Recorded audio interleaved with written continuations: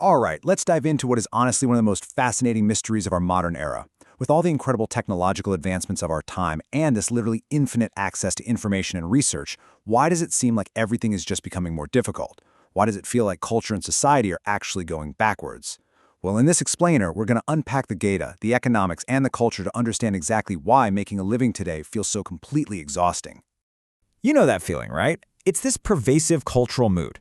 We look back in time and consider that lifestyle and culture were simply more abundant, and the data actually backs us up.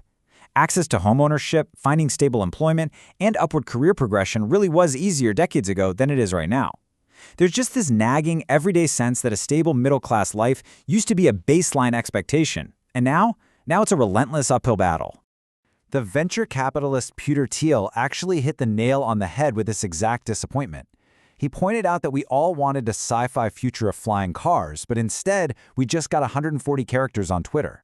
We fully expected technological progress to solve our physical and economic limitations, but it really mostly just gave us a new way to microblog, all while our tangible, data-step standard of living basically stalled out. Section 1.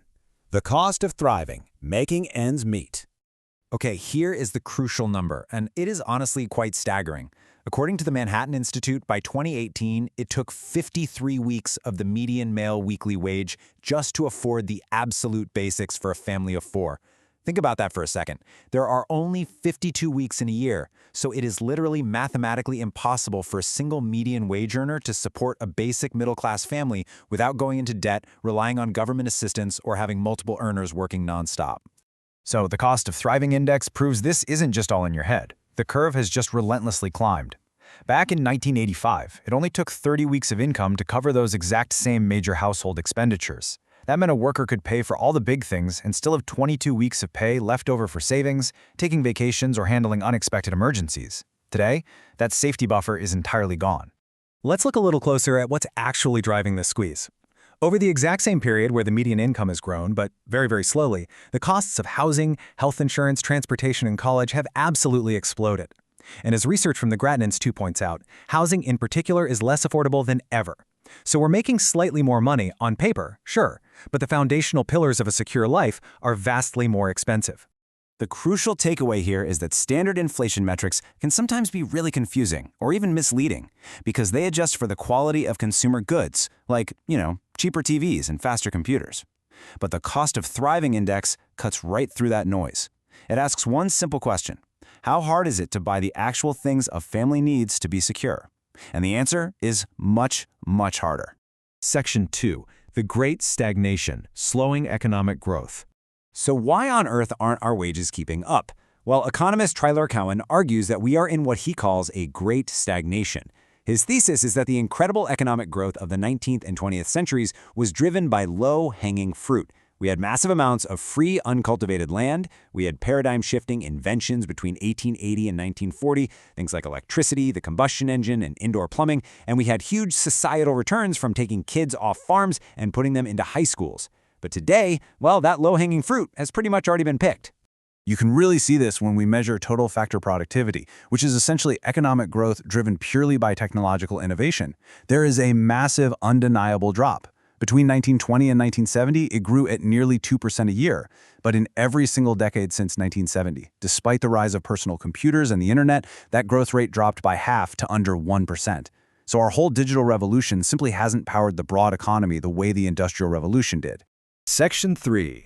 The Great Decoupling, Productivity versus Income. This stagnation builds into something that explains exactly who is winning and losing in today's economy. Starting in the 1980s, the very nature of work radically changed. Technology began heavily rewarding highly educated, high-skilled workers who could write software or manage complex digital systems. But at the exact same time, that same technology was automating routine tasks. It hollowed out the middle class, eliminating stable, decent-paying jobs in manufacturing and middle management, leaving us with a deeply polarized workforce. The end result of all this is the Great Decoupling. Get this. From 1973 to 2011, overall productivity in the economy shot up by nearly 80%. The machines were humming, output was absolutely soaring, but the hourly pay for the median worker, it only increased by about 10%.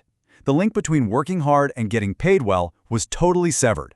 Wages were pushed down at the exact moment the cost of housing and college were shooting up. Section 4. Elite overproduction, a fraying social web.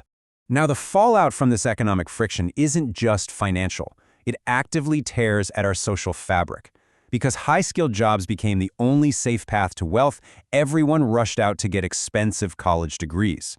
This led to a phenomenon researcher Peter Turchin documents as elite overproduction. Basically, society is now producing vastly more highly educated, ambitious aspirants than there are top positions available in government, law, and business. You end up with a massive pool of highly credentialed people fighting over a static number of elite jobs. And the consequence of that bottleneck is severe. When a growing pool of frustrated elites battles for limited power and wealth, that invisible web of mutual trust completely frays. People naturally start feeling like the system is rigged. Turchin actually argues this exact dynamic leads directly to the intense political polarization, the deep institutional distrust, and the internal conflict we are seeing across society today. Section 5. Hauntology, and the failure of the future. Because when society feels stuck, our culture feels it too, right? This brings us to a wildly fascinating concept borrowed from philosopher Jacques Derrida called hauntology. It's actually become a specific musical genre and a visual aesthetic built entirely on an eerie nostalgia. But, and this is key, it's not just nostalgia for the past, it's a nostalgia for the utopian mid-century future we were promised. You know, the flying cars, the easy abundance, the thriving middle class, a future that simply never arrived. Cultural theorist Mark Fisher observed that because physical and economic innovation has seemingly stalled, our culture is literally mourning this failure of the future. Just think about it. Instead of generating entirely new movements, pop culture has spent recent decades obsessively sampling the past, constantly rebooting old movie franchises and remixing vintage sounds. We are quite literally haunted by the ghosts of what we thought the 21st century would look like. So, what does this all mean? The ultimate question we have to ask ourselves, and really the main thing you should take away from this explainer, is this.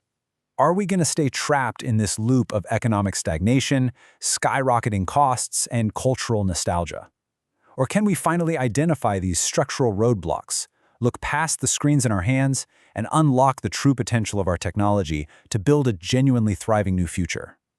It's a massive challenge, for sure, but understanding the data is the absolute first step.